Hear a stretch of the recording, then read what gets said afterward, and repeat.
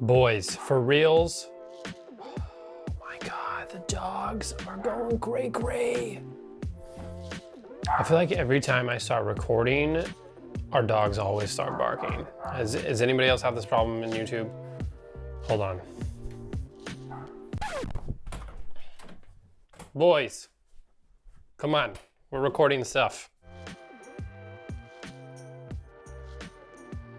Everybody, hope you guys are doing well. So this is kind of a follow-up to the Canon EOS R review that I put out.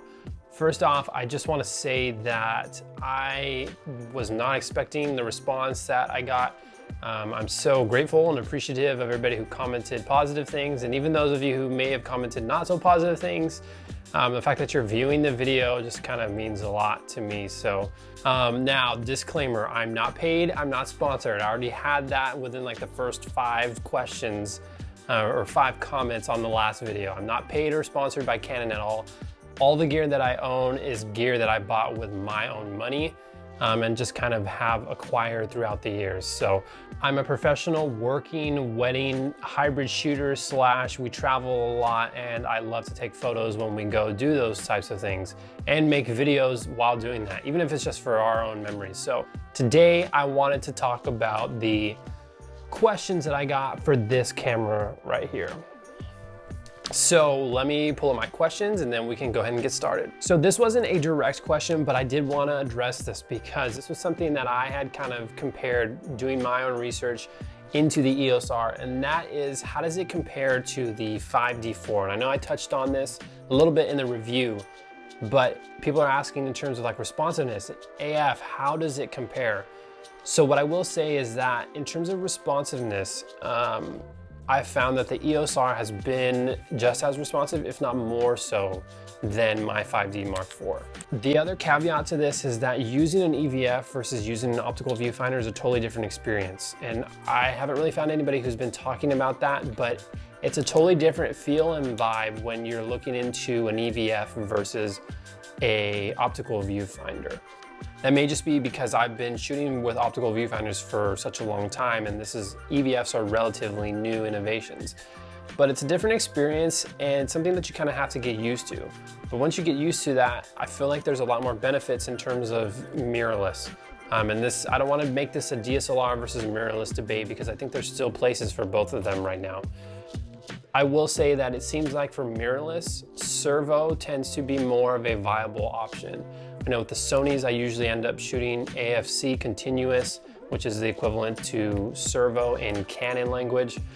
And that's just kind of the trend that I'm noticing, is that I rarely shot servo with my 5D Mark IV. But for the Canon, especially for this, you can use servo, and there's a couple of settings in there where you can focus, you can have your point in the center and then you focus on somebody, and then it does a really good job of grabbing onto that subject and then following them around in your frame and kind of locking on and tracking to them. So that's something that you don't get in the 5D Mark IVs that you do in the mirrorless world. So, okay, so one of the first questions that I got was from, I have no idea how to say this name, but it's AUMR Doc, DOC. How do you like the RF35 in comparison to the EF35 F2 IS on the 5D4? So I don't have the F2 version for my 5D4.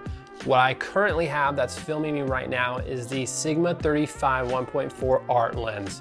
I know that lens has been compared to the 35L and is a super fantastic lens. Personally, for me, I've shot with that lens both on Canon and on Nikon. I used to shoot with a Nikon D750, and I absolutely love this lens. This lens has been fantastic all the way up until this point.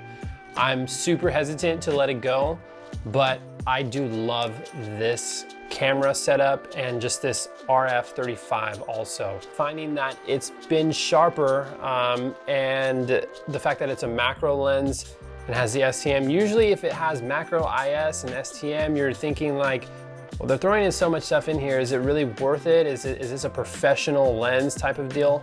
And to be honest with you, I don't think it's weather sealed, but I love this lens because of the size, one, The build quality is not the greatest. It's not fantastic. It's not all metal, but I will not say that it's cheap feeling.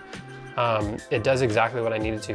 The image stabilization for me has been the most important part in it because I'm a run and gun and I need the IS because there's no image stabilization in this camera. I love this lens, everything from the size, the optics, it's really sharp. Do not discount this lens. This has become my new favorite, even over the 35 1.4. Okay, so here's another one. So Ivan Rivas says, is getting paid by Canon for sure. So obviously I'm not getting paid by Canon, trust me. Before the EOS R video came out, I had like 50, maybe even less than subscribers. Really, it's just for me about finding the gear that allows me to do what I want to do without getting in my way. And that's really all that it comes down to. Right now, in this particular instance, it's Canon. But who knows, maybe in 6 months, maybe the Panasonic S1R, S1 come out and I check out those and fall in love with that. So this one's from Techno Allah. Very nice review. How's the viewfinder comparing to the Sony a7 III? Cheers. So this is another one, another reason, another win for the EOS R because the Sonys, I had 2 a7 IIIs that I had used for a wedding. And after that wedding, I just remember my eyes feeling super fatigued. It was during the reception and my eyes were just kind of felt super tired. And that was something that I hadn't experienced. And eventually I kind of narrowed it down and realized that it was the EVF that was doing it. This EVF has a lot of room in it. I don't have that eye fatigue, and I just came off of a wedding weekend where I was in the viewfinder for probably 6 out of the 9 hours that we were there this weekend. So I would rank it EOS R, A7R III, and then A7 III being at the bottom of that. So again, this one's kind of unrelated too, but Chris Perigno, forgive me if I messed up that last name, but he asked, curious, do you film and shoot photos at the same time when someone hires you? So yes, we do have a package, or at least I do have a package that has both photo and video coverage. And that's something that I'm gonna come out with a little bit later and talk about how to work as a hybrid shooter, how to shoot both photo and video at a wedding. Because these days, the technology is there.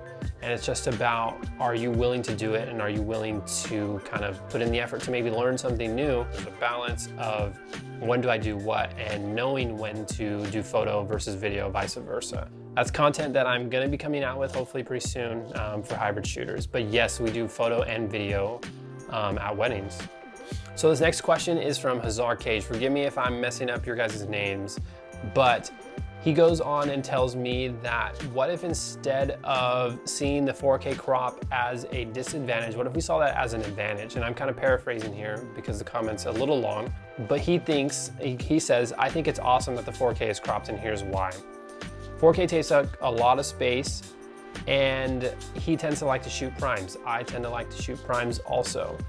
So what if you looked at it as the 4K with it being cropped just allows you to get more reach into this? And he ends his comment by saying, so what do you think? Instead of complaining about a cropped sensor in 4K, should people just look at it as 2 primes for the price of 1? I want to talk about this because I think that this is a fantastic idea. So much so that this past weekend we shot video only, and we shot with only zoom lenses for this particular event. I tried out this idea and I absolutely loved it. I thought it was fantastic because I shot with a 24-70 2.8 lens from Canon. And if I wanted a little bit of reach, I hit my mode button here at the top, and then I transfer over into a custom setting that has 4K and has all the settings that I need in there. And then not only do I get a little bit more reach out of that with the crop in it, but I also get a quality bump. And the 4K looks great. I'll throw up some examples right here, but the 4K quality looks so good. And some of these, I shot up to about 8,000 ISO, maybe even 10,000, but it was around the 8,000 ISO range. I think that this is a fantastic way to look at this. This just goes to show you that not everything is perfect. You're not gonna find the perfect set of features in each camera. There's always gonna be something that's not to your liking. However, if you look at it from a glass half full type of deal, then you can find instances like this where you can use it to your benefit. Jack Hicks asks, opinion on lack of joystick and how has this affected you? So this has affected me a little bit. However, I will say that I've kind of adapted to using the screen. And I know that a lot of people have talked about using the touch screen to navigate your focus points. So I have this on AFS, so this is AF single. And you can see the focus point right there, and then you can move it around based on where your finger touches. So I tend to use it that way, and I found that that's been fine, to be honest with you. Okay, so real quick, David from the future here, I just want to add in a couple things about the autofocus. Aside from using the touchscreen to autofocus for this guy, I don't know if it'll focus on me because it's locked on my face, but I've also programmed the D-pad. I programmed the D-pad in order to move focus points around. So on top of using the D-pad and using the touchscreen, I have the AF on button programmed to recenter the focus point. So if at any point it's off to the side and I want it back to center, I just tap that with the super small movement and it's back to center. I think by default it's at the trash can button, but I just found this one easier because I'm not a back button focus user. So just wanted to add those things in there. So yeah, hopefully that helps. Let's get back to this. All right, so one of the last things that I want to talk about was my settings and how I've set up my Canon EOS R. So a couple of the things that I've been asked about have been the control ring and then also the touch bar. First, control ring. What I've set to that has been ISO. Now, what that means and the reason why I've done that is so that when I'm doing something like a vlog style shot and it's either too dark or it's too bright, and I need to bring that down, first thing I go to is that control ring, and I can turn that either way to change that setting. So that's been super convenient. And I also found that helpful for the wedding that we shot this last weekend, and also the touch bar. So I'm still kind of playing around with this, but what I've used for the swipe motion, I've set that to controlling the microphone audio, or I guess the input volume. So I usually have a shotgun mic on top of the camera when I shoot video stuff, and then that you have to turn on the touch bar by placing your finger on the left-hand side. And then from that point, once it's activated, then you can swipe to either side to either raise or lower the volume. That came in handy a couple different times because maybe the audio peaked or it got super loud suddenly at one point. I need to lower it. And I was able to do that almost instantaneously. So you can also set functions to just tapping the left or the right side. I'm playing around with those and I'm not permanent on those, but I like the control ring for ISO and then the swiping motion for controlling the volume of the microphone. So that's kind of how I set it up so far. If you guys have any further questions on that, feel free to let me know, drop a comment down below. I hope this is helpful for some of you guys who are looking at the EOS R. Again, it's just really about, is the camera right for you and what you do? It doesn't have to be right for everybody because it's not gonna be. So in the end, I share my thoughts as a working professional photographer, a wedding photographer and hybrid shooter, so that hopefully you get to see how I use it, and maybe that appeals to you, maybe it doesn't. If it doesn't, well, not a big deal. And if it does, then I hope that it helps you out. So I'll see you guys in the next one.